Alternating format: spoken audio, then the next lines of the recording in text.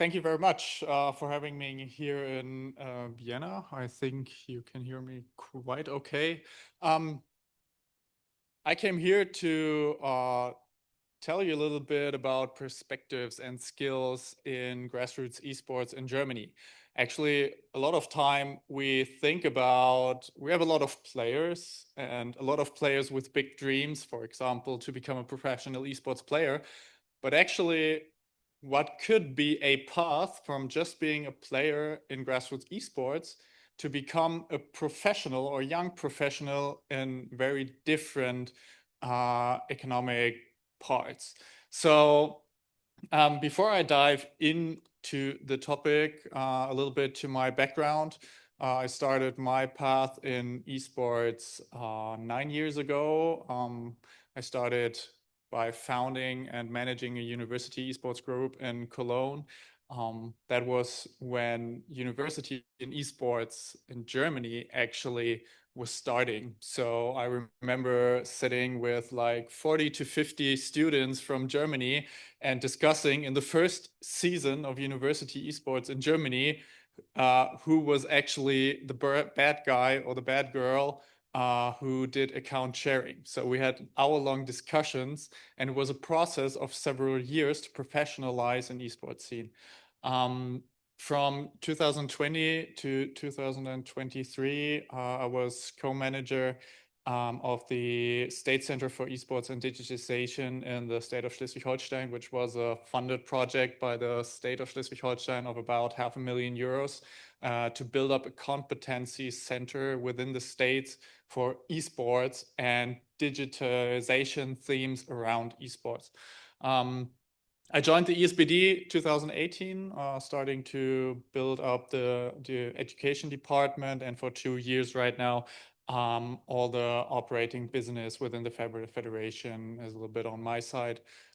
We have a team of 25 voluntary, I always say a little bit employees, but actually obviously not employed, but we're a team of 25 people who run the Esports Federation in Germany. So to tell you a little bit about the German Esports Federation, we were founded in 2017, so we are 10 years younger actually than the federation here in Austria. But we have a very diverse membership structure within our federation. We are about 150 members right now in the federation, and we have four bigger member types, let's say it that way. On one hand, we have league organizers and tournament organizers in esports. Many of you are probably familiar with the ESL Faceit Group, the world's largest tournament organizer in esports, a Cologne-based company owned right now by the Saudi Arabian State Fund, but it's actually a German company. And there are others like Freaks for You Gaming, for example, MYI. So a lot of tournament organizers. We have sports clubs with an esports department, but also just normal esports clubs. And we also have quite a lot of professional esports organizations.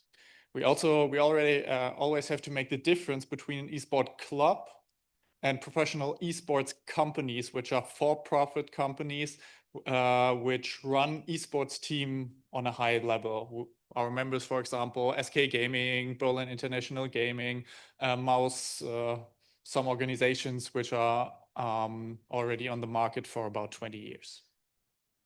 In addition, we have some members who just want to support the esports in Germany.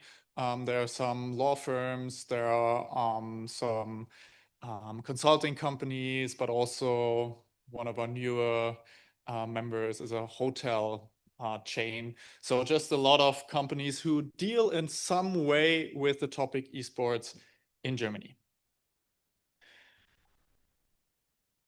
Which is quite special for Germany right now, I think, is that we have a federal federation, the German Esports Federation, but we start to break it down on the state level within Germany, because a lot of funding systems are based on state level, not only on federal level. So especially for smaller clubs, funding can be created on a state level as well. So that's why we start building state level federations under the roof of the ESPD. So in the state of Schleswig-Holstein and North Rhine-Westphalia, those federations were founded in 2021.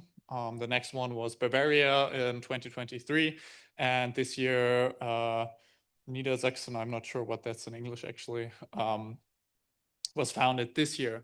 In 4 more states, there are already talks to found state federations right now. We also have our ESPD Academy, which is our education department. Compared to Austria, we didn't focus on referee training, but we focus especially on training for coaches within the esports scene, starting that in 2019 with a very basic course, expanding that to a C-level license, which is, according to the German sports education system, the first level of coaches education, which is a 6-weekend course where we focus on general coaching skills, just like pedagogic skills, basic training planning, basic team management skills. So we excluded in-game skill in the first layer. We also have some classes for teachers and youth workers. And this year we also started little workshops for volunteers within esports clubs so they can actually get better in running their clubs. Which was quite interesting is that the education department was the first recognized thing on state levels that got public funding. So to introduce education systems within esports is a great way to get more recognition from the state or from federal governments to actually get funding for the esports communities. So let me dive a little bit into the topic. This morning we had actually the only time today that we had a definition for esports by Tobias. And I think this is very important to have that because there are so many different ways we can approach esports. Last year we had a half-year process to find a new definition for esports in Germany. We had an old one which was completely outdated. It was 7 years old, and in esports time frame, this is basically several decades of we have to think about how esport is approached. So what we did, we took the scientific basis of our scientific advisory board in Germany, which was esport is the competition between humans on the virtual level of computer games. So we have 3 major aspects in that. It's a competition. So if you only play for yourself in games, you can only play for yourself. It is not recognized as an esports in Germany. Humans have to be involved. So if you play versus any artificial intelligence, it's not recognized in esports. And the last layer is computer games. Computer games in a broader sense of course, there are consoles involved, mobile gaming, and so on. But for us in Germany, we had a big discussion with our members. So we exclude programs like Excel competitions. For us in Germany, this is not recognized as an esports. And also where programs are involved, for example, in drone races, where the competition is supported by computer programs, but not is taken out in a virtual reality, but in the physical world, it's also excluded and we don't recognize it as esports. A very special thing, and also where not everyone is in line with, is we include the ranking systems into our definition for esport, at least then if the ranking systems have a clear ending. For example, a lot of games take ranking system as their basis for to give a for qualifications for certain esports tournaments. So those are a little bit on one side. On the other side are major leagues and tournaments where you have to participate. This can cause a little bit of a struggle because I take a little example. If you compete in a ranking system and recognize this as an esports, it would be like you go outside, go to any soccer court, and the kid who spends more time on that soccer court would actually have an advantage compared, or in an esports system, compared to someone who has less time, because the official match days are something else. But we think because right now in the esports ecosystem, for a lot of tournament qualifications, this counts. We recognize it as esports and take it into account. What actually is our esports world? Some of you might have seen this graph already in other keynotes. We talk about various genres. We talk about various game titles. So if we say, if we take a look at esports, it's not only the major big games, it's a lot of different games and genres that we can actually implement in our communities. A little bit compared to Austria and Germany, I told you that we have a very diverse esports ecosystem, and we also have very diverse interest groups. A publisher has a very different interest than a local club. Also, a tournament organizer has a very different interest compared to a professional esports team. So to align these various interest groups in Germany, I cannot say under one roof because we are rather two roofs. We have also a lobby organization for the game publishers. But if you take a look at esports and try to manage it and try to take it from a federation perspective, you have to be aware that there are very different interests within one ecosystem. So let's get a little bit further down to the topic of grassroots esports.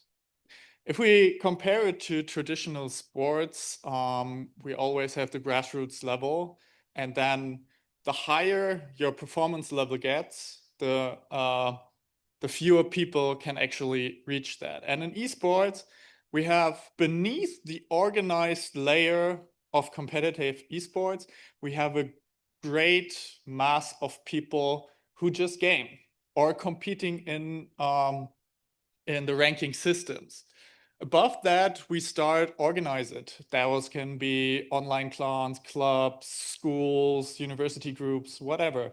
But the player base beneath that is way larger than actually organized esports. And of course, it's the same in Germany. The major organization types that are involved in grassroots esports in Germany are sports clubs.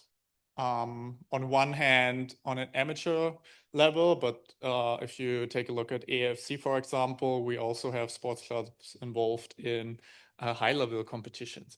We have normal esports clubs, which only do esports. We have youth organizations. I think a very interesting example is a youth organization from Düsseldorf who actually doing esports out of a church group. So there are also very different approaches how different youth organizations get involved in esports. We have universities and schools. The universities and university groups were a major driving factor in Germany for organizing grassroots esports within the last 10 years. It was one of the most important driving factors that actually a lot of clubs exist right now in esports. And we always have to take in account the very loose organization types within esports. Normal online clans that just form, and like we heard from our Austrian friends, they form and they disappear. And this can be within a few weeks, a few months, or just a single year.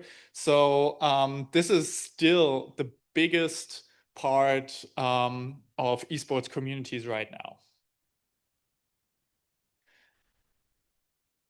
To give you a few numbers from grassroots esports in Germany. This year, in the last years, we recognized that we have a huge lack of data about esports.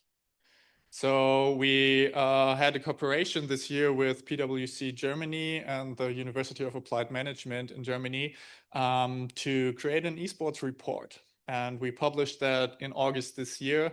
And we just tried to gather data from tournament organizers, from clubs, from companies to start having numbers about esports in Germany. And we saw that our league systems, a lot of league systems have the DACH region, Germany, Austria, and Switzerland as unity.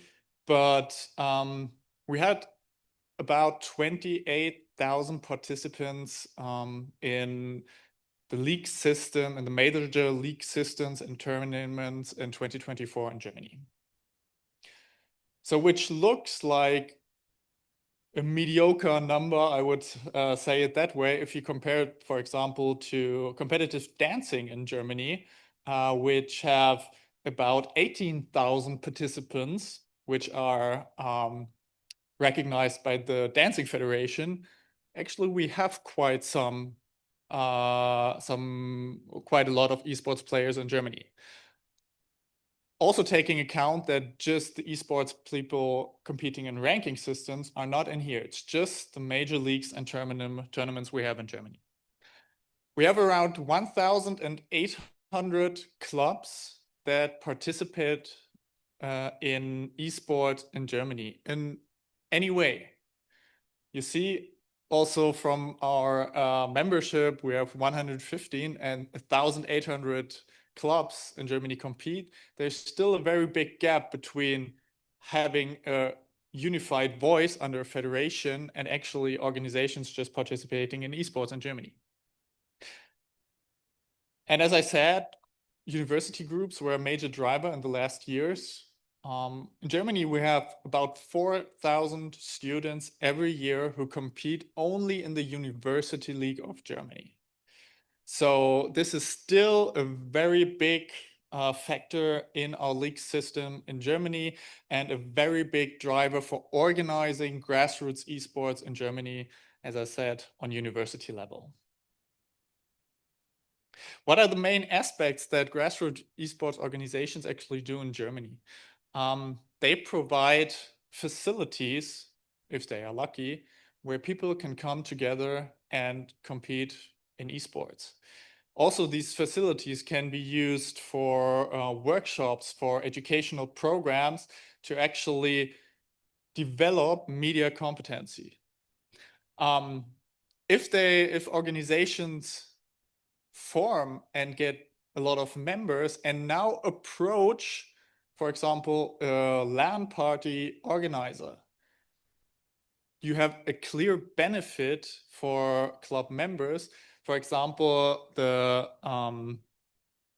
Gamescom LAN in Cologne this year, the club Esports Cologne came, I think it was about 30 and 40 participants, which led that the organizer just gave discounts for the participants. So actually forming clubs and go to festivals, to parties, to competitions can lead to financial benefits for the members of the clubs. On the top right, you see a picture from the State Center of Esports and Digitalization, where at that time we put a great focus on going out in Schleswig-Holstein to festivals and actually educating children, parents, just critical people about esports, and just going out, make it visible and show what esport can do. Also a big thing for, I would rather say, young adults. They form roundtables, parties around esports, a big factor in university esports. What we saw recently in Germany, and I think Cologne was is a big role model in that case, the club formed in Germany the first cooperation with a professional esports team to start building new professional players in the future for SK Gaming. So the cooperation in the first place is just based on the SK Gaming has a huge office, has a very good infrastructure, and they provide it for the local club so that they can use it for boot camps, for example, for training sessions, so they can develop their player who might become professionals in the future. And I think in the whole esports ecosystem, those cooperations between grassroots esports and professional esports is very lackluster so far. And there's a lot of potential to grow that work. So taking a little look from just the numbers of and possibilities in grassroots esports so far into actually what can be done when I am a player and I might not be on a performance level to compete on high-level esports, but which skills can I develop just by playing in the first place? So I think esports, there was some research in the last year which lined out some major soft skills that you develop by playing esports. It's very similar to competing in traditional sports, but we have that in esports as well. For example, that I am willing to perform on a high level, that I want to win, that I want to get better. Strategic thinking. Games change all the time, and especially if I play in a team game, I have to think about future strategies to make very quick decisions. In different games, there are like very fast decisions that have to be made. Fair play, good communication, solving problems. There are very different aspects. We have, of course, team skills when I look at the team games. Depending on which role I have within my team, I can develop leadership skills. A very big aspect that I want to outline is the part of efficient digital communication, which is a major skill that in modern work environments are needed. So in esports, using pings, using tags, using emotes to just express yourself on a digital layer is super important and is just normally used in esports. There are also things, of course, media competencies, technical know-how that you at least build basic knowledge on. Now, if I just play, I get a very basic soft skill set. But what is the next step for me? I want to engage in esports communities, or let's hope people want to engage. In Germany, in the last years, there's a big problem that there's less volunteer work where it's actually needed. That is not only a problem of sports clubs, there's also a problem of lifeguard organizations. That is a problem for firefighters, for example, especially in rural areas. So young people approach their time differently than 20 or 30 years ago. You also see that in normal work environments. As a company, you get asked from a potential employee, what can you offer me instead of the other way around?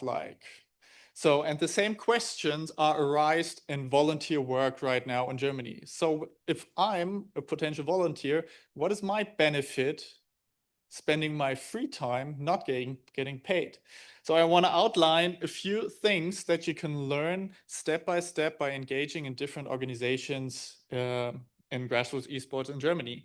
For example, if you start with a very basic online clan, you can learn skills in community management, in esports team management, in social media management, in graphic design, or internal communication, because those are the daily tasks that appear in online class.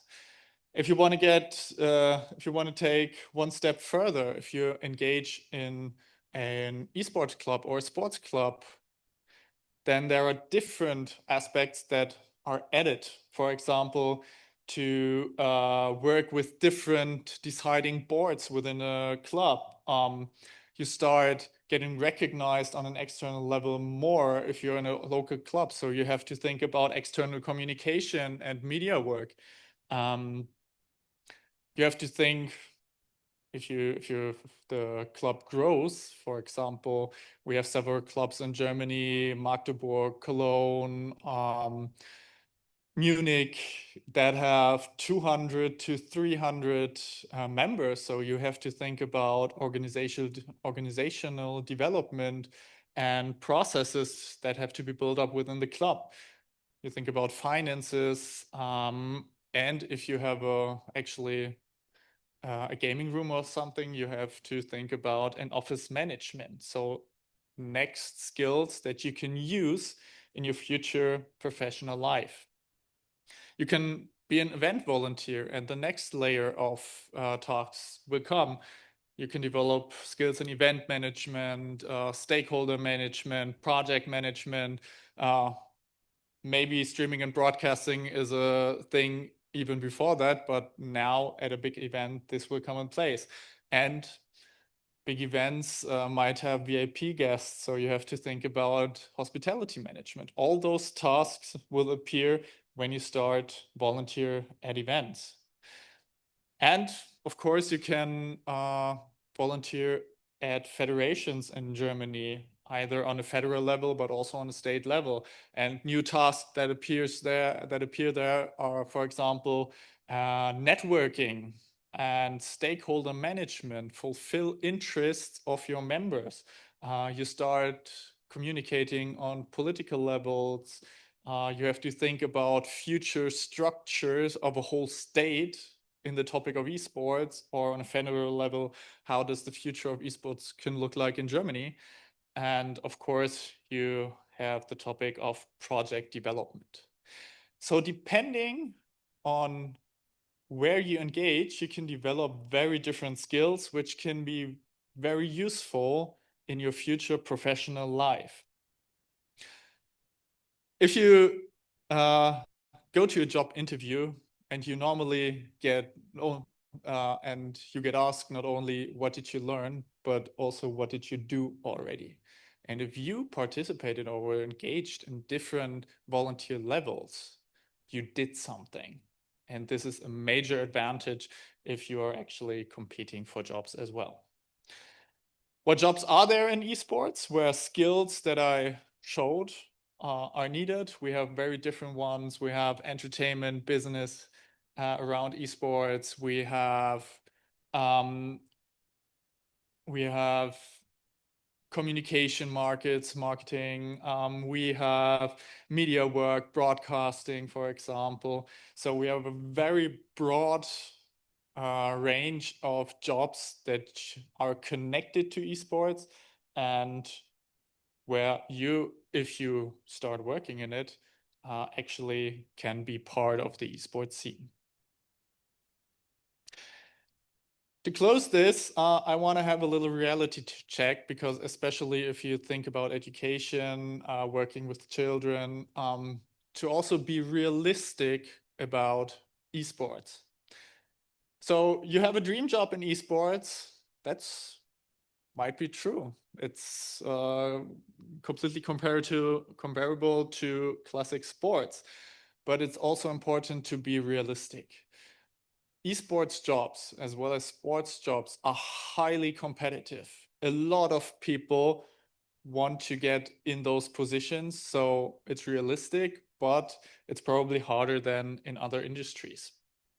Esport is future, yes, but you also have to keep in mind that a lot of jobs are under the pay average compared to jobs in other industries.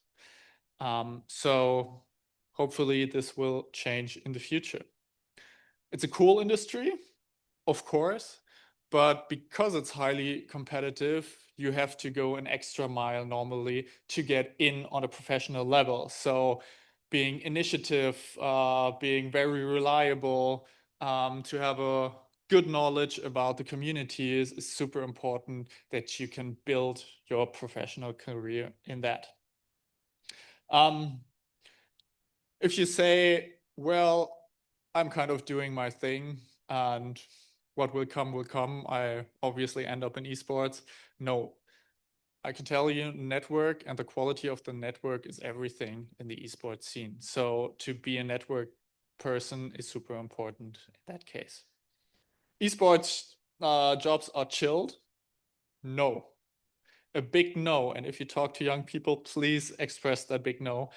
We have very unusual work times. A lot of times tournaments take place in the evening, so night shifts, late evening shifts are not unusual. Rather, payment is rather below average, and the dynamic of the whole industry is very high. So a lot of changes will come within a few years, and that can be stressful and demanding.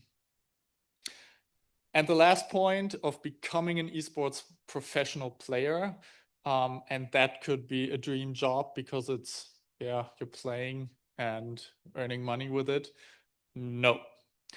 Professional esports players have a very high pressure, not only from their teams, from the fans, from media, but also because there's such a high competition that they can be in for a few months and then out forever.